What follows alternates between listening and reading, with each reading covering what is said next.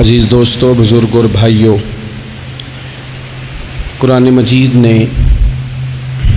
جگہ جگہ پہ اس بات کا اعلان فرمایا ہے کہ اپنے شعور کو بلند کرو، اپنی فہم سے، اپنی عقل سے کام لو، کائنات ارضی اور سماوی میں غور کرو، اللہ کی نشانیوں کو دیکھو، اپنی فہم و فراست کے ساتھ، شعور کے ساتھ دین اسلام کی حسین تعلیمات کو قبول کرو اور ان کے مطابق اپنی زندگی گزارنے کی کوشش کرو۔ سورہ زمر کی آیت نمبر 18 میں نے تلاوت کی ہے۔ اللہ تعالیٰ نے فرمایا کہ الذین یستمعون القول، فرمایا وہ لوگ جو توجہ سے بات سنتے ہیں، کان لگا کے سنتے ہیں، فیتبعون احسنہ، اور پھر بہترین بات کی پیروی کرتے ہیں۔ پہلے تو سنتے غور کے ساتھ ہیں، پھر بہترین بات کی۔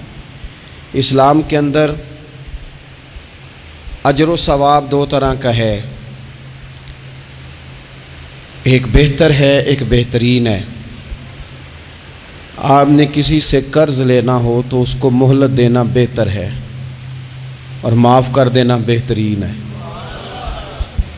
کسی شخص نے آپ کے ساتھ زیادتی کی ہو تو اتنی ہی زیادتی اس کے ساتھ کر لینا جائز ہے، لیکن اسے معاف کر دینا یہ بہترین ہے۔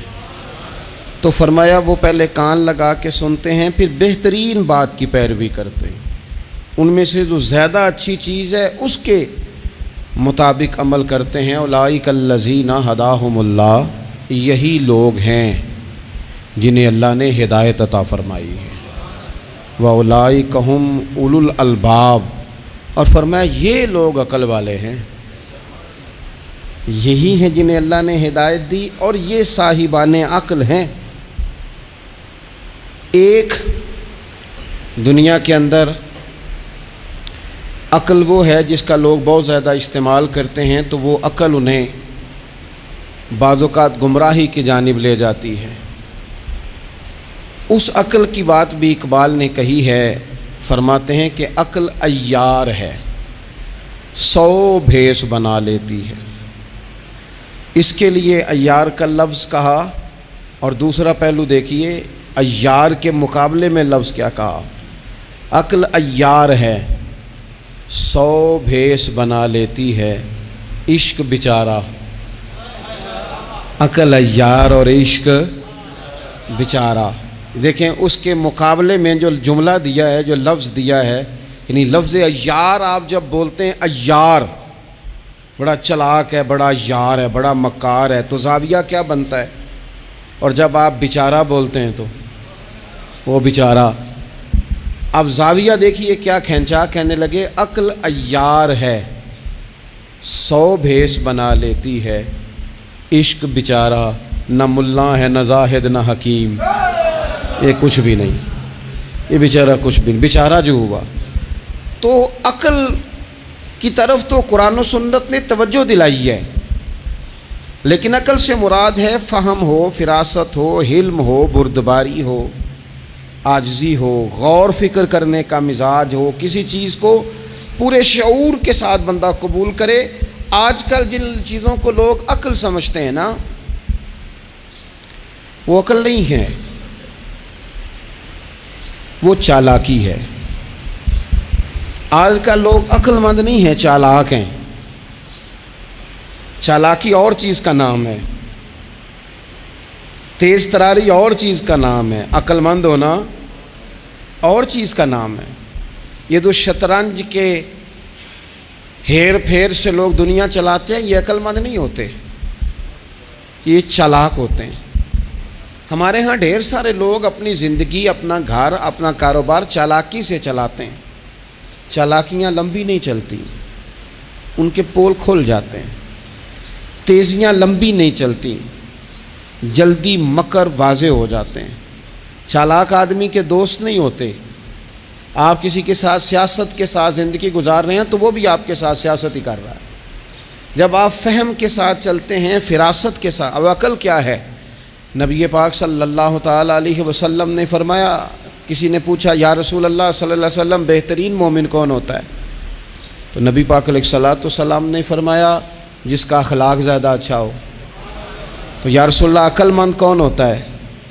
تو نبی پاک علیہ السلام نے فرمایا عقل مند وہ ہوتا ہے جو موت کو کثرت سے یاد کرے اور اپنی آخرت کی تیاری کرے۔ یہ عقل ہے، یہ شعور ہے۔ لیکن وہ چالاکی کے ساتھ دنیا داری میں بڑا اپنا نام بنا لے، بڑے پیسے جمع کر لے، بڑا جناب گھروندہ تیار کر لے، تو یہ چالاک ہے، عقل مند نہیں۔ فہم والے بنیں، شعور والے بنیں، اپنی زندگی فہم کے ساتھ گزاریں۔ آپ اپنے شعور کی بلندی کی طرف بڑھیں، اپنے بچوں کو تیز نہ کریں، چالاک نہ کریں۔ ایک درویش سے میری ملاقات ہوئی تو وہ بڑے بھولے بھالے تھے، ان کے بچے بھی بھولے بھالے تھے۔ تو میں نے سارے خاندان میں سب بھولے بھالے لوگ دیکھے، تو میں نے ان سے کہا کہ یہ کیا ماجرا ہے؟ تو کہنے لگے ہمارے دادا جی نے دعا کی تھی کہ یا اللہ میرے بچے چالاک نہ ہوں، یہ شاطر نہ ہوں، تیزیاں نہ کرنی آتی، یہ بھولے ہوں، درویش ہوں، سادہ ہوں۔ اولادیں شعور تیز تراک ہو جائیں نا، چالاک شاطر ہو جائیں، تو وہ تو ماں باپ کو بھی روز کوئی نہ کوئی کہانی سناتے ہیں، وہ تو اپنے دائیں بائیں بھی کوئی نہ کوئی نیا قصہ ہی بیان کرتے ہیں۔ عقل مند بنیں، شعور والا انہیں بنائیں، انہیں اچھے برے کی تمیز سکھائیں۔ یعنی شعور، چالاک آدمی تو حلال حرام کی پرواہ نہیں کرتا، بس وہ دیکھتا ہے میں نے پارٹی کو قابو کیسے کرنا ہے۔ لیکن عقل مند وہ ہوتا ہے جو دیکھے کہ یہ میرے لیے جائز ہے کہ ناجائز ہے، محنت سے کام کرے، شعور سے کام کرے، لیکن لقمہ حرام کبھی اپنے گھر داخل نہ ہونے دے۔ یہ شعور ہے، یہ بلندی ہے۔ یعنی شعور یہ ہے کہ اسے پتہ چلے کہ یہ حق میرا ہے، یہ میرے بھائی کا ہے، یہ حق میرا ہے، یہ میرے ملازم کا ہے، یہ حق میرا ہے، یہ میرے پڑوسی کا۔ یہ شعور ہے۔ اور چالاکی کیا ہے؟ کہ وہ تیزی دکھائے اور سب کا مال ہڑپ کر کے اپنے گھر لے آئے اور کسی کو پتہ بھی نہ چلنا دے۔ یہ چالاکی ہے۔ چالاک نہ بنے، باشعور بنے، فہم والے بنے۔ میرے نبی پاک صلی اللہ تعالیٰ علیہ وسلم پر اللہ تعالیٰ نے جو قرآن مجید کتاب نازل کی تو 300 کے لگ بھگ آیات قرآن پاک میں ایسی ہیں جن کا زیادہ مطالعہ ہے، وہ زیادہ جمع کر لیں گے۔ 300 کے قریب آیات ایسی ہیں جس میں اللہ تعالیٰ نے عقل اور شعور کی طرف بڑھنے کا حکم دیا ہے۔ فرمایا عقل والو غور کرو، تم دیکھتے نہیں زمین و آسمان میں اختلاف ہے، رات اور دن آتے جاتے ہیں، اس میں غور کرو، اس میں نشانیاں ہیں، پر ان کے لیے جو عقل رکھتے ہیں، جو شعوری بلندی رکھتے ہیں، تیزی نہیں، چالاکی نہیں، شاطر پن نہیں۔ ابو جہل جو تھا نا وہ بیوقوف آدمی نہیں تھا، دور دراز سے لوگ اس کے پاس اپنے مقدمات کا فیصلہ کرانے آتے تھے، چالاک آدمی تھا، اتنی زبردست بات کرتا تھا، اتنی اچھی باتیں سناتا تھا کہ لوگ لوٹ پوٹ ہوتے تھے، گھنٹوں بیٹھ کے لوگ اس کی بات سنتے تھے، لیکن شاطر تھا، عقل مند نہیں تھا۔ اگر عقل مند ہوتا تو اسے نظر آ جاتا کہ وہ دیکھو آفتاب نبوت چمک رہا ہے، وہ غلام ہو جاتا رسول پاک کا۔ لیکن وہ چالاک تھا، چالاکیاں کرتا رہا، تیزیاں دکھاتا رہا، اس نے اس ترتیب سے اسلام کی مخالفت کی۔ آپ دیکھیں نا، جس رات نبی پاک صلی اللہ علیہ وسلم کو شہید کرنے کا ارادہ ان ظالموں نے کیا ہے تو بڑی پلاننگ کی، ہر قبیلے سے ایک ایک بندہ لے کے آؤ، ہر قبیلے سے، اور اس کے ہاتھ میں تلوار تھماؤ۔ جب ہر قبیلے کا بندہ ہوگا تو اگر معاذ اللہ حضور کو شہید کرنے میں کامیاب ہو گئے تو کسی ایک قبیلے پر الزام بھی نہیں آئے گا اور بنو ہاشم کسی ایک قبیلے کا مقابلہ بھی نہیں کر سکیں گے۔ اس چالاکی سے، یہ کبھی لوگوں کی سمجھ میں باتیں نہیں آتی تھی پر چالاک تھے، اس چالاکی سے یہ دین کی مخالفت کرتے تھے، یہ تیزی دکھا کے مخالفت کرتے تھے، اور جناب صدیق اکبر دفاع کی کوششیں کرتے تھے۔ وہ شعور کے ساتھ، فہم کے ساتھ انہوں نے بھی انداز اختیار کیا نا، انہوں نے چالاکی کی کہ ہر قبیلے سے ایک ایک بندہ، وہ تو اللہ کی حکمت تھی کہ سرکار نے ایک مٹھی میں پکڑ کے مٹی پھینکی تو ان کی آنکھوں کے آگے اللہ تبارک و تعالیٰ نے پردے ڈال دیے، لیکن اس کے مقابلے میں حضرت صدیق اکبر فہم و فراست کا، شعور کا وہ مظاہرہ کر رہے ہیں۔ وہ کیسا بندوبست کرتے ہیں؟ کہتے ہیں اپنے غلام سے کہ 2 اونٹنیاں موٹی تازی ان کو تم نے لے کے غار کے اس جانب آ جانا ہے. اپنے غلام سے کہتے ہیں کہ تم نے ان اونٹنیوں کو وہاں پہنچانا ہے. بیٹے سے کہتے ہیں سارا دن کام کاج کے سلسلے میں ادھر ادھر جانا اور کافروں کی باتیں سن کے پہنچانا کہ نیا منصوبہ کیا بنا رہے ہیں. اپنی بیٹی سے کہتے ہیں پتر کھانا پکا کے، کل کا باسی نہیں تازہ پکا کے، اور پھر اس کو تیار کر کے، اور بیٹا دن کے اجالے میں نہیں رات کے اندھیرے میں آنا. اب یہاں اقبال بولے، اقبال کہنے لگے جب عشق سکھاتا ہے آداب خود آگاہی، عشق بھی ایک عقل دیتا ہے. جب عشق سکھاتا ہے آداب خود آگاہی تو کھلتے ہیں غلاموں پر اسرار شہنشاہی. پھر وہ غلاموں کو بادشاہ بنا دیتا ہے. تو کہا رات کو وہاں کھانا پہنچانا یہ ان کا شعوری فیصلہ ہے. اور رستے میں حضرت صدیق اکبر بھی شعور کا مظاہرہ کرتے ہوئے حضور کو لے کے جا رہے ہیں. انہوں نے بھی پلاننگ کی، منصوبہ بندی کی، پر چالاکی سے حضرت صدیق اکبر بھی اپنا شعور استعمال کر رہے ہیں. رستے میں ایک شخص ملتا ہے جناب صدیق اکبر کو، یہ شعور ہے، یہ فہم ہے، یہ فراست ہے. ایک شخص رستے میں ملتا ہے.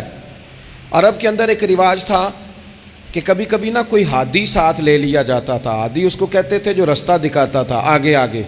وہ کوئی تھوڑا بہت نذرانہ لیتے تھے، رقم لیتے تھے، رستہ دکھاتے تھے. چونکہ رستہ بتانا بڑی دور دور تک آبادی نہیں ہوتی تھی تو پوچھیں گے کس سے اگر بھول گئے تو ایک شخص ساتھ رکھ لیا جاتا تھا. رستے میں ایک شخص ملا جو مدینہ شریف سے جا رہا تھا مکہ مکرمہ. حضرت صدیق اکبر کو وہ جانتا تھا، نبی پاک علیہ السلام کا بظاہر آشنا نہیں تھا. حضرت ابوبکر صدیق سے پوچھتا یہ کون ہے؟ اب حضرت صدیق اکبر کا شعور دیکھو، وہاں شعور اسلام کی مخالفت میں چالاکی استعمال ہو رہی، یہاں شعور دفاعی اسلام میں استعمال ہو رہا ہے. یہ فہم ہے، یہ عقل ہے. حضرت صدیق اکبر رضی اللہ تعالیٰ عنہ فوراً سوچنے لگے، فرمانے لگے اگر حضور کا نام بتا دیا یہ تو جاتے ہی فوراً ان کو بتائے گا کہ میں نے نبی پاک کو جاتے دیکھا ہے. وہ کہنے لگے کون ہے؟ آپ سوچ میں پڑ گئے یہ کون ہے؟ تو حضرت صدیق اکبر نظریں جھکا کے، ہاتھ باندھ کے حضور کی طرف چہرہ موڑ کے کہنے لگے یہ میرے ہادی ہیں، یہ مجھے رستہ دکھاتے ہیں. اب وہ کچے مزاج کا تھا نا، وہ سمجھا مکے سے مدینے کا رستہ دکھاتے ہیں. حضرت صدیق اکبر بتا رہے تھے یہ مجھے جنت کا رستہ دکھاتے ہیں، رب کی معرفت کا رستہ دکھاتے ہیں. یہ بھی شعور ہے جب عشق سکھاتا ہے آداب خود آگاہی. پھر کھلتے ہیں غلاموں پر اسرار شہنشاہی. عطار ہو، رومی ہو، رازی ہو، غزالی ہو، کچھ ہاتھ نہیں آتا بے آہ سحر گاہی. عزیز بھائی آپ اپنا شعور اگر صحیح جگہ استعمال کریں تو فہم بن جائے گا، فراست بن جائے گا، فائدہ مند ہو جائے گا. لیکن نہیں، چالاکی کی طرف لوگ بڑھنے لگے، پتے پھینکنے لگے، کہانیاں سنانے لگے. کون سا ایشو ہے جس کو آج اٹھایا جائے؟ کون سی بات ہے جس کا پراپوگنڈا کر کے اپنے آپ کو مشہور کیا جائے؟ کیا ہے جو سوسائٹی میں پھینکی جائے بات تو لوگ توجہ کریں گے ہماری سیاسی جماعت کی طرف؟ کیا اس طرح کا ماحول بنایا جائے؟ کس طرح کر کے پیچ و تاب کیا جائے؟ کس طرح کر کے لوگ توڑے جائیں؟ کس طرح بنائے جائیں؟ نہیں، اس طرح لوگ کمزور ہو جاتے ہیں. اس طرح شعور نہیں رہتا قوموں کے پاس. میرے نبی پاک صلی اللہ علیہ وسلم کے پاس عبد القیس کا وفد آیا تھا. تو جو عبد القیس ان کا سردار تھا، نبی پاک صلی اللہ تعالیٰ علیہ وسلم کی خدمت میں جب وہ حاضر ہوئے، لاؤبالی فیصلے نہ کریں، فیصلے زندگی میں سوچ کے کریں. آپ کسی بھی چیز کے سربراہ ہیں، آپ مسجد کے صدر ہیں یا قبیلے والے آپ سے فیصلہ کراتے ہیں، یا آپ کسی جماعت کو لیڈ کرتے ہیں، یا خاندان والے آپ کو بڑا سمجھتے ہیں، یا کوئی آدمی آپ کو دینی تعارف سے پہچانتا ہے، تو فہم کے ساتھ، دانائی کے ساتھ، حکمت کے ساتھ آپ اس کو لے کے چلیں. نبی پاک صلی اللہ تعالیٰ علیہ وسلم نے وفد عبد القیس کے سربراہ سے کہا تھا کہ تمہارے اندر 2 خصلتیں ہیں، 2 عادتیں تمہارے اندر ایسی ہیں جنہیں اللہ بڑا ہی پسند کرتا ہے. یا رسول اللہ کون کون سی؟ فرمایا ایک تو تم عقل والے ہو، اور دوسرا بردبار ہو، حلم والے ہو. تم جذباتی فیصلے نہیں کرتے، تمہارے اندر بردباری ہے، ٹھہراؤ ہے. یہ 2 باتیں، تمہاری سمجھداری اور تمہارا ٹھہراؤ، یہ اللہ کو بڑا ہی پسند ہے. بڑی جذباتی باتیں لوگ کرتے ہیں، بڑا گھروں کے اندر ماحول خوفناک ہو جاتا ہے، قبیلوں میں ماحول خوفناک ہو جاتا ہے، جماعتوں میں خوفناک ہو جاتا ہے. بڑے شعور کے ساتھ مسلمان کو آگے بڑھنے کی ضرورت ہے۔ یہ جو مسلمانوں نے فتح یابی حاصل کی ہے نا بڑی ساری جگہوں